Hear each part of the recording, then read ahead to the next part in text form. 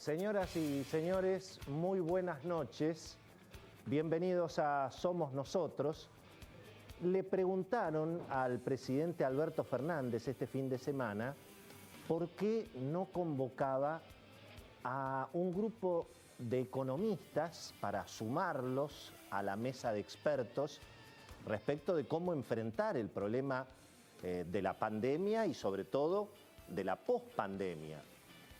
Y el presidente tuvo una respuesta, yo creo que impresionante desde todo punto de vista, muy aleccionadora, que permite entender muy bien lo que buena parte de la dirigencia política en la Argentina opina de los economistas, ¿no? El presidente dijo, bueno, es que no es lo mismo que con los médicos, porque los economistas no siempre están del lado de la vida. Impresionante desde todo punto de vista, ¿no?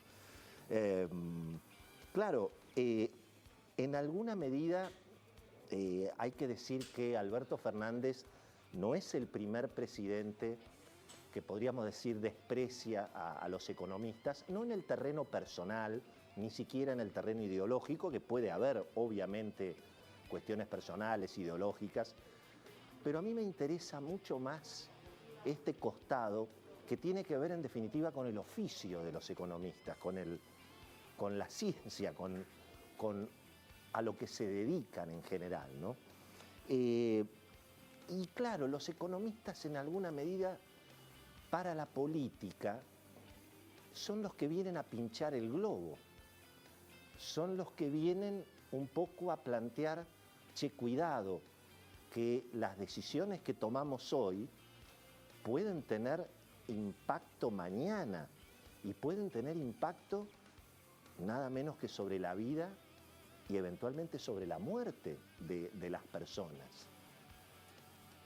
Claro, los economistas tienen este problema, que es que en realidad le dicen al gobernante, che, cuidado que las consecuencias que va a sufrir la gente tienen que ver con lo que vos hacés, con lo que hace el gobierno. Es decir, el economista coloca la responsabilidad, en definitiva, de la pobreza, la miseria, el desamparo, buena parte de lo que estamos viendo hoy del drama del conurbano y de los conurbanos. Claro, el economista coloca la responsabilidad en el que toma las decisiones políticas. ¿Cuántas veces hemos escuchado estas famosas frases que uno puede hacer cualquier cosa, menos evitar las consecuencias? Y esa idea en algún punto se convierte en un problema para el dirigente político, porque claro, la culpa es de él. Y fíjense que en alguna medida esto que ha comprendido prácticamente todo el mundo, especialmente en nuestros países vecinos, todos los de derecha, los de izquierda, todo el mundo ha comprendido que hay reglas básicas del equilibrio económico y que se deben cumplir, porque si no se cumplen, las consecuencias son mucho peores. En general lo ha entendido eso casi todo el mundo por una situación medio rara. Eso no aplica en la Argentina, nunca aplicó, hace muchos años, esta es una historia larga. Fíjense que, en definitiva, el economista es el que pone la responsabilidad en el gobierno de por qué se compran dólares. Los gobiernos en general le echan la culpa a la gente, son los especuladores los que compran dólares. El economista es el que viene a decir, el problema es la devaluación del peso, y el responsable de devaluar el peso es el gobierno. De modo que el responsable de la inflación es el gobierno, no los empresarios que suben los precios, o eventualmente la ciudadanía que compra dólares y entonces fuga capitales. Este es un tema interesantísimo, digamos, porque al mismo tiempo en términos políticos, y casi yo diría, casi en defensa propia, el presidente Alberto Fernández debería escuchar a los economistas, porque si uno hace un poco la historia de lo que le ha pasado a quienes estuvieron en el lugar de Alberto Fernández en los últimos, yo diría por lo menos 15 años, terminaron mal los presidentes y las presidentas que ningunearon a la economía. Hagamos un poquito de memoria. El caso más espectacular, bueno, ustedes recuerdan, cuando el presidente Fernando de la Rúa y buena parte de la Unión Cívica Radical no escuchó las recomendaciones y las advertencias del economista, que en ese caso era Ricardo López Murphy. A los 6 meses estalló todo por el aire. Néstor Kirchner, cuando se lo sacó de encima a Roberto Lavagna, y ahí empezaron los problemas, empezó a perder las elecciones también. Ni hablar Cristina. Cuando Cristina eligió lo que podríamos llamar el antimodelo del economista, que es el actual gobernador de la provincia de Buenos Aires, Axel Kicillof, terminó con el cepo, terminó en el default, perdió 3 elecciones seguidas, 2013, 2015, 2017, y lo de Macri fue, bueno, monumental.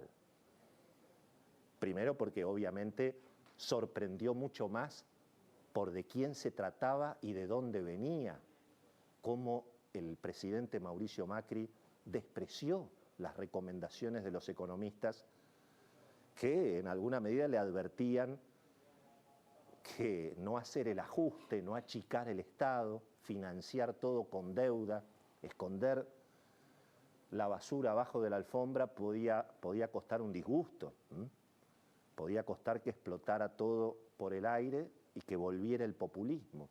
¿Y cuál era la respuesta en esa época de la mesa chica del presidente Macri? Bastante parecida a la de Alberto Fernández. No queremos ni escuchar hablar de los economistas. Fue famosa. Ustedes los llamaban liberalotes, plateístas. Fue famosa aquella presentación del entonces jefe de gabinete de Mauricio Macri, Marcos Peña, en el coloquio de IDEA, cuando después de ganar las elecciones del 2017, frente a todo el mundo económico, Marcos Peña dijo: los economistas en la Argentina, el problema es que son antiguos, obsoletos y por momentos perversos. Lo decía el jefe de gabinete de Mauricio Macri.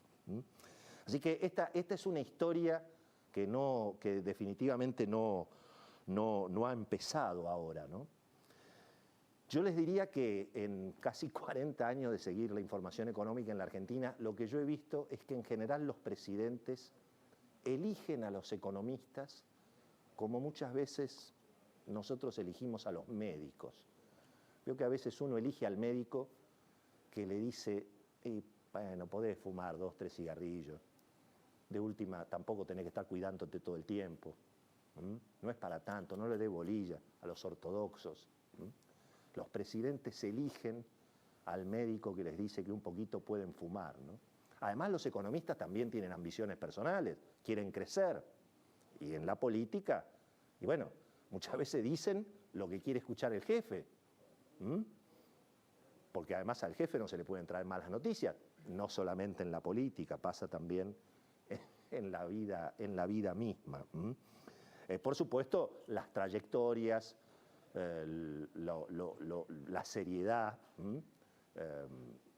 define quién evidentemente está de cada lado, ¿no?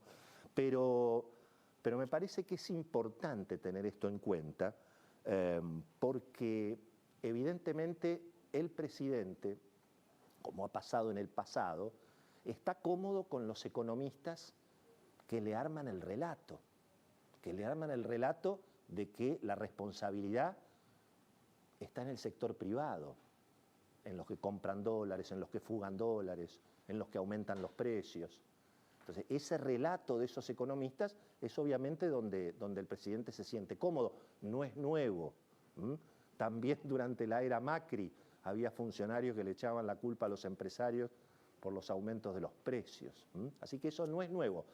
Pero sí hay una cosa nueva que hoy vamos a hablar con Beto Valdés y con Cecilia Bufflet, que es que hay muchos economistas que están pensando en un país con un modelo económico y social distinto del que aparece en la Constitución reformada de 1994, donde de pronto el concepto de la propiedad privada, bueno, está sujeta al bien común y por lo tanto en una situación de extrema gravedad, como podría ser una pandemia o como podría ser la tierra arrasada que quede después de la pandemia, y bueno, eso justificaría que un grupo de gente supuestamente iluminada y supuestamente con la intención del bien común, bueno, decida algo que cada tanto pasa: quién puede comprar dólares, quién no puede,